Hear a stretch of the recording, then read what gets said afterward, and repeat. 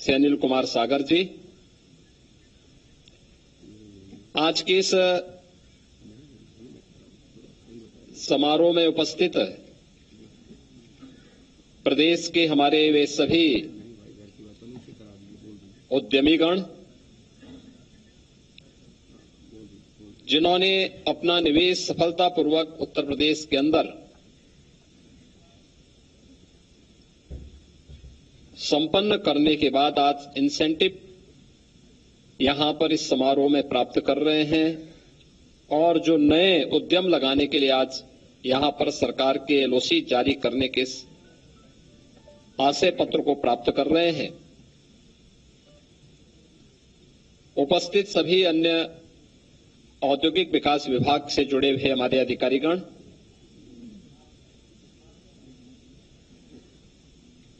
उद्यमीगण और उपस्थित बहनों और भाइयों, मैं सबसे पहले आप सबका उत्तर प्रदेश पर विश्वास व्यक्त करने के लिए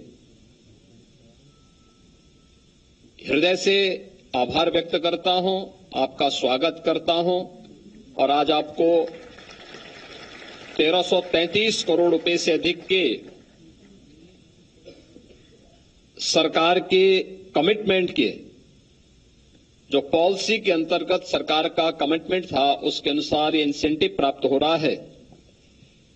इसके लिए आप सबको मैं बधाई भी देता हूं। यह आयोजन केवल इंसेंटिव वितरण से संबंधित मात्र नहीं है, बल्कि शासन के प्रति, शासन के कमिटमेंट के प्रति आपका विश्वास और सुदृढ़ हो, इसके लिए हम लोग आज यहां पर उपस्थित हुए हैं। यह व्यक्ति जानता है कि यह समारोह है, इसमें इसकी धनराशि सीधे आपके अकाउंट में चली गई होगी, लेकिन उस कमिटमेंट का जो आपने यहां पर एक विश्वास आपके सामने आपको हमने आश्वस्त किया था कि नहीं, हम आपको भी और आपकी पूंजी को भी सुरक्षा प्रदान करेंगे और ऑनलाइन प्लेटफॉर्म के माध्यम से, चाहे वह निवेश मित्र सिंगल विंडो प्लेटफॉर्म के माध्यम से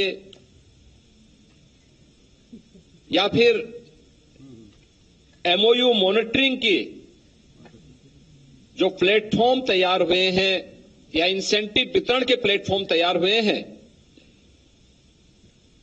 यूपी इन्वेस्ट के माध्यम से जिस कार्य पद्धति को हम लोगों ने आगे बढ़ाया है, वह कितना आगे बढ़ा है, या आज यहां पर आपने हमारे कुछ उन सफलतम उद्यमियों के विचारों को सुन करके स्वयं भी महसूस किया होगा, राज्य भर ने इस बात को महसूस किया होगा और आपकी बात को हम तक पहुंचाने और इन सभी उद्यमियों की आवाज को प्रदेश के युवाओं तक पहुंचाने के लिए जो हमारी मीडिया के प्रतिनिधिगण हैं, इन्होंने भी सुना है। और खास तौर पर इस अवसर पर मैं श्री जेबी पार्क अध्यक्ष दक्षिण Asia Samsung, Shri Raghavpat Singhania JK Cement, Shri Sandeep Ghosh Birla corporation, Shri CP Agarwal ji अध्यक्ष गायलैंड इस्पात, Shri Pawan Dawar CFO and chairman HCL group, Shri सेनो अग्रवाल एमडी अशोक लीलैंड और Shri Vikram Poddar MD and CEO Canpack India के माध्यम से जो विचार आपको सुनने को प्राप्त हुआ होगा, वह आज इस नए उत्तर प्रदेश की पहचान बन चुकी है।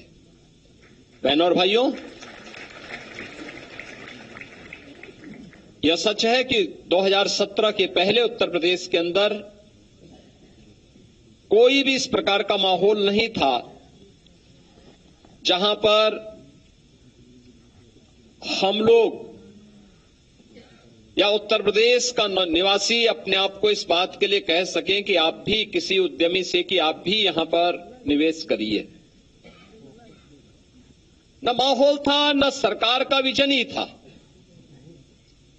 करना भी नहीं चाहती थी।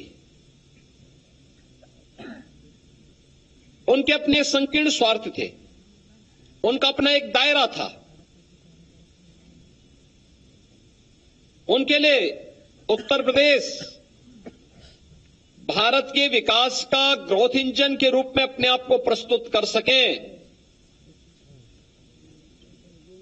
ये उनके विजन में कहीं भी नहीं था। कहीं भी उन लोगों का ये लक्ष्य भी नहीं था। एन केन प्रकारेण सत्ता प्राप्त करना, इसके लिए चाहे किसी भी हद तक जाकर के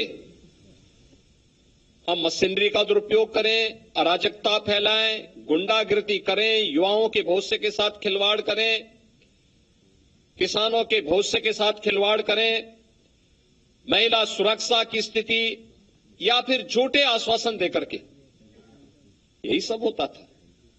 और यही कारण था 2017 के पहले उत्तर प्रदेश के नागरिकों के सामने और खासतौर पर युवाओं के सामने पहचान का संकट था। देश के अंदर जाते थे, कहीं दुनिया के अंदर जाते थे, लोग उसे भरी निगाहों से देखते थे। एक पहचान का संकट खड़ा हुआ था, डेवलपमेंट नहीं था, इंफ्रास्ट्रक्चर अत्यंत कमजोर था और कानून व्यवस्था की स्थिति के बारे में तो कहना ही क्या था। स्वाभाविक रूप से जब व्यक्ति ही सुरक्षित नहीं है तो पूंजी कहां से सुरक्षित होगी। महीनों महीनों कर्फ्यू रहता था, दंगे होते थे, पर्व और त्योहार जब किसी व्यापारी और किसी उद्यमी के लिए एक सीजन माना जाता है, उस समय जब दंगे शुरू हो जाएंगे तो फिर जब सीजन गया तो ऑफ सीजन में क्या उस व्यक्ति के लिए अवसर दिखता। लेकिन आज हम कह सकते हैं लगभग 7.5 वर्ष हमारी सरकार को प्रदेश की सेवा करते हुए हैं और इस दौरान प्रधानमंत्री मोदी जी के मार्गदर्शन में, उनके नेतृत्व में ईज ऑफ डूइंग बिजनेस का मामला हो या उत्तर प्रदेश के प्रत्येक नागरिक के लिए ईज ऑफ लिविंग के लक्ष्य को प्राप्त करने की दिशा में उठाए गए कदमों का, आपने देखा होगा कि हम लोग 27 सेक्टोरियल पॉलिसीज इस समय प्रदेश के अंदर लागू कर रहे हैं और जो इंसेंटिव भी वितरित हुए हैं, बनाने के पहले स्टेक होल्डर्स के कमिटमेंट भी हम लोगों ने लिए। भाई आप बताइए, अपना सुझाव दीजिए, आपके सजेशन क्या हैं, और उसमें जो भी संशोधन शासन के दायरे में रह करके हो सकते थे उसको बनाने के प्रयास हुए और फिर उसी दायरे में निवेश भी हुआ और निवेश के इंसेंटिव वितरण के लिए आज हम सब यहां पर उपस्थित हुए हैं। इसके लिए हमें समय समय पे कदम भी उठाने पड़े। आज मैं कह सकता हूं कि हमने लगभग 125 सीएम फेलोज भी प्रदेश भर में तैनात किए हैं, जो औद्योगिक विकास विभाग के साथ, इन्वेस्ट यूपी के साथ मिलकर के उद्यमियों की समस्या का समाधान करवाने में योगदान दे रहे हैं। और इन्वेस्ट यूपी अपने सिंगल विंडो प्लेटफॉर्म के माध्यम से हर उद्यमी की समस्या का समाधान करने के लिए पूरी प्रतिबद्धता के साथ कार्य कर रहा है और मुख्यमंत्री कार्यालय और मुख्य सचिव का कार्यालय स्वयं इसकी मॉनिटरिंग भी कर रहा है। हमने पहले दिन ही का इस बात को कहा था कि अपराध और अपराधियों के प्रति और भ्रष्टाचार और भ्रष्टाचारियों के प्रति सरकार की जीरो टॉलरेंस की नीति रहेगी और उसके तहत हम आज भी कार्य कर रहे हैं। बिना रुके, बिना डिगे, बिना किसी संकोच के, परवाह किए बगैर हम लोग लगातार कार्य कर रहे हैं और आगे भी यही सिलसिला आपको देखने को मिला है और इसी का परिणाम है कि जो उत्तर प्रदेश पहले निवेश आता नहीं था, जिस उत्तर प्रदेश में कोई आना नहीं चाहता था, मुझे याद है जब 2017 के अंत में मैंने नवंबर में अपने औद्योगिक विकास मंत्री को और उस समय के औद्योगिक अवस्थापना और औद्योगिक विकास आयुक्त को बुलाया था। मैंने कहा भी कुछ निवेश कराओ, रोजगार के चाहिए, कैसे होगा? तो वे मेरे पास आए थे। 20,000 करोड़ रुपए के निवेश के प्रस्ताव हम यहां पे लागू करवाएंगे, इसके लिए हमें एक ग्लोबल इन्वेस्टर समिट करना है। तो मैंने कहा भी पहले नाम चेंज कर दो भाई, इसका 20 ग्लोबल नाम होगा और निवेश आप केवल 20,000 का कराएंगे। फिर मैंने उनसे कहा कि 20,000 नहीं, इसकी लोअर लिमिट 2 लाख करो। उन्होंने कहा कौन आएगा यूपी में। और आज जब हम लोग फरवरी 2023 में अपना ग्लोबल इन्वेस्टर समिट करवाते हैं तो हमारे पास अब तक 40 लाख करोड़ रुपए के निवेश के प्रस्ताव प्राप्त हो चुके हैं। आज हमारे पास उत्तर प्रदेश के अंदर अकेले फरवरी में ही प्रधानमंत्री जी ने स्वयं 10 लाख करोड़ रुपए के निवेश प्रस्तावों का ग्राउंड ब्रेकिंग करवाया है। लाखों करोड़ रुपए के निवेश के प्रस्ताव जो ग्राउंड ब्रेकिंग हुए थे उनमें प्रोडक्शन प्रारंभ हुआ है, और जिनमें प्रोडक्शन प्रारंभ हुआ है उन्हीं के इंसेंटिव भी वितरित हो रहे हैं। जिनको ये सब नहीं दिखाई दे रहा है वह इंसेंटिव वितरण के और जो भी कार्यक्रम है सब ऑनलाइन है। आप हमारी साइट पे जाकर के देख सकते हैं, उद्यमी से बात कर सकते हैं, उनके यहां जिनको ये इंसेंटिव मिल रहा है वहां भी देख सकते हैं। टेक्नोलॉजी का उपयोग किया गया है, लेकिन साथ साथ आपकी भी सहजता सरलता हो। लेकिन जो लोग इस पे हमेशा कोई ना कोई कमेंट करते हैं उन लोगों के लिए यह महत्वपूर्ण होगा कि वे देखें कि उनसे संभव नहीं था, हमने संभव करके दिखाया है, और वह जो असंभव था उस असंभव को संभव करने के परिणाम स्वरूप आज उत्तर प्रदेश भारत का इन्वेस्टमेंट का सबसे ड्रीम डेस्टिनेशन बना है। तो उसका रिजल्ट भी आज इस रूप में यहां पे प्राप्त हो रहा है। मैं आप सभी जितने भी यहां पर हमारे इन्वेस्टर आए हैं, मैं उन सबको इस बात के लिए आश्वस्त करता हूं कि सरकार ने आपके साथ जो भी सरकार के कमिटमेंट है उसको धरती पर उतारने के लिए किसी भी प्रकार का कोई संकोच किसी भी स्तर पर नहीं होगा, और सारी बैरियर हम लोग तोड़ेंगे इसके लिए। ये हमने पहले दिन से कहा है। उत्तर प्रदेश अब भारत के विकास का बैरियर नहीं रहेगा, बल्कि भारत के विकास का, प्रधानमंत्री मोदी जी के विकास का उस मॉडल को जिन्होंने 2047 तक भारत को एक विकसित भारत के रूप में स्थापित करने का सपना देखा है, उस विकसित भारत के सपने को साकार करने के ग्रोथ इंजन के रूप में उत्तर प्रदेश अपनी भूमिका का निर्वहन करेगा, और इसमें आपकी महत्वपूर्ण भूमिका है। आपकी महत्वपूर्ण भूमिका है। मुझे याद है जब हम लोगों ने यहां पर $1 ट्रिलियन की इकोनॉमी के लक्ष्य को प्राप्त करने की दिशा में कदम बढ़ाए, तो हमारे सहयोगी मुझे इस बात के लिए कहे कि इसके लिए हमें हर वर्ष 15 से लेकर 20 लाख करोड़ रुपए के निवेश के प्रस्तावों को प्रदेश के अंदर ग्राउंड ब्रेकिंग कराने की तैयारी करनी चाहिए। और जब हम लोगों ने प्रदेश में अपना ग्लोबल इन्वेस्टर समिट का कार्यक्रम तय किया था, उस समय जब मेरे सामने बात सामने आई थी तो नंदी जी और उनकी टीम मेरे पास आई थी। इन्होंने कहा साहब हम लोग 10 लाख करोड़ रुपए के निवेश के प्रस्ताव कराएंगे। तो मैं हंस रहा था। मैंने कहा ये लोग अभी भी उत्तर प्रदेश को समझ नहीं पा रहे हैं।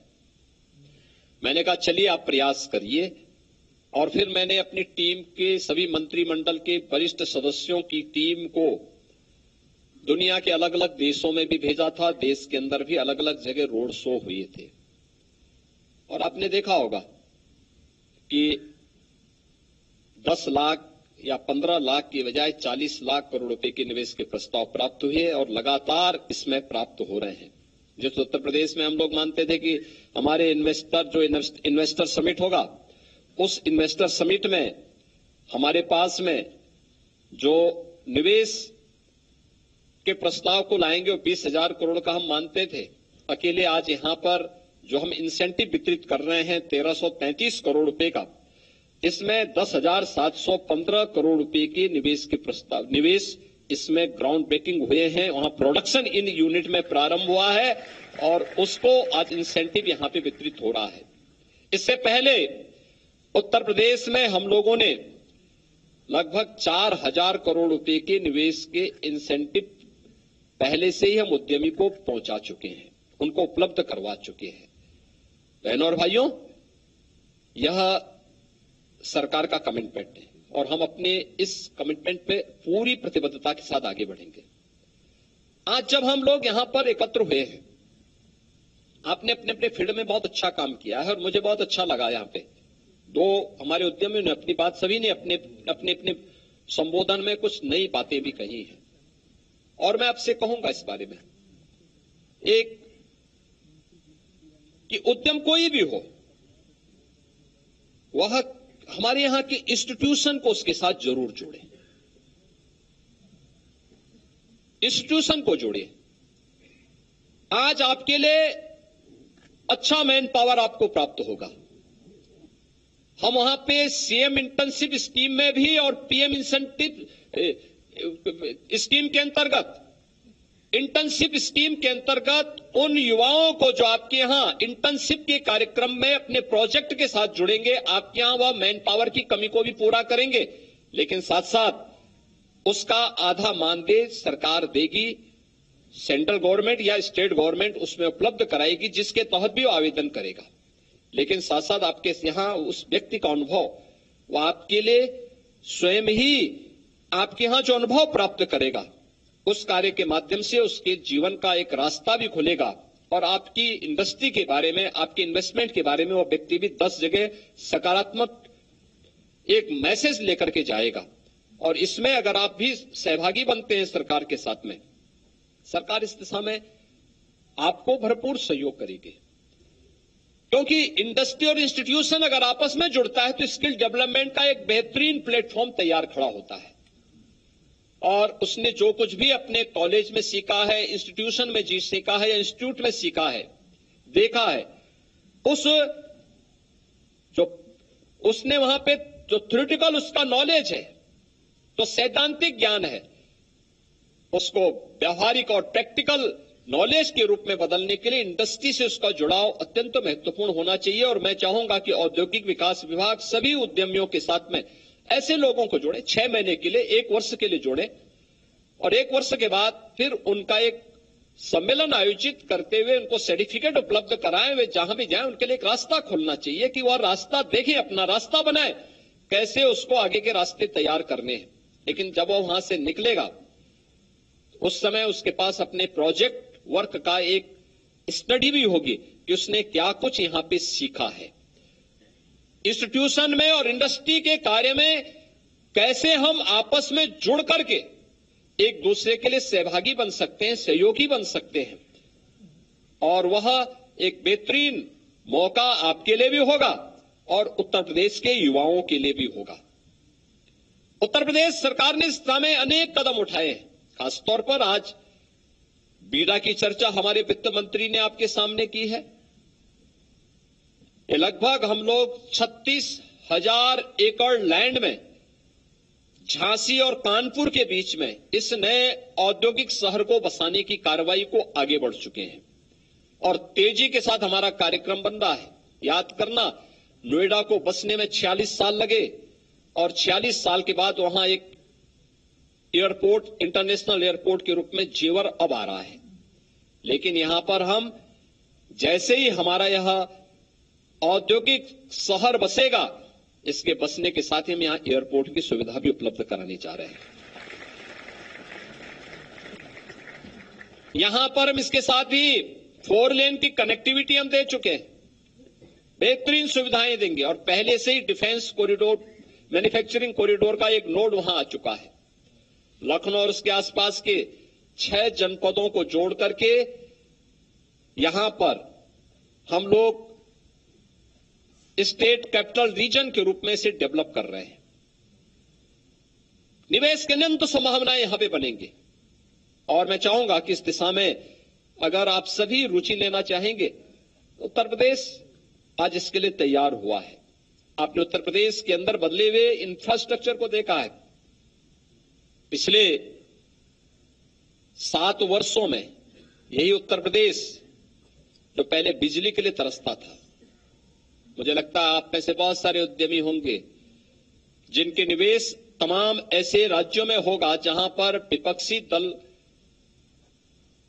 कैसा व्यवहार करते हैं कि फलाने नेता का जनपद है तो वहां बिजली नहीं मिलेगी, वहां सड़क नहीं बनेगी, और अगर सड़क बनी है तो उसमें खाई खोद करके आवागमन को बाधित कर देते हैं। ये स्थितियां होती हैं।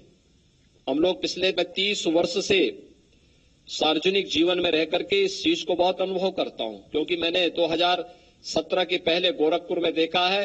से सीपी अग्रवाल जी गोरखपुर के उद्यमी हैं, वहां बिजली 4 घंटे मिलती थी हम लोगों को, 4 से 5 घंटे।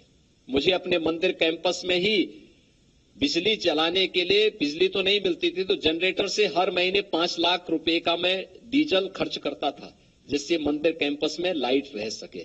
और मान कर लीजिए आप, और आज उत्तर प्रदेश के सभी 75 जनपदों में बिजली है, कोई भेदभाव नहीं है। इंडस्ट्री को हम लोगों ने ओपन एक्सेस की सुविधा दी है, और साथ साथ हम लोगों ने वहां पर उन्हें यह भी सुविधा दी है कि वह रिन्यूएबल एनर्जी के माध्यम से भी वहां पर इस सुविधा का लाभ ले सकता है।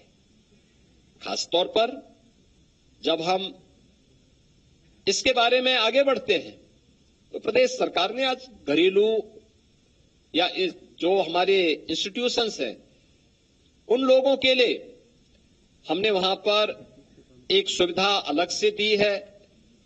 कॉमर्शियल और जो हमारे व्यावसायिक संस्थान हैं उनके लिए भी हमने व्यवस्था दी है, जो अपने सोलर पैनल लगा करके भी इस सुविधा का लाभ ले सकते हैं। बिजली भी हम पर्याप्त मात्रा में उपलब्ध करवा रहे हैं, कहीं कोई समस्या नहीं। इंफ्रास्ट्रक्चर को और बेहतरीन किया गया है।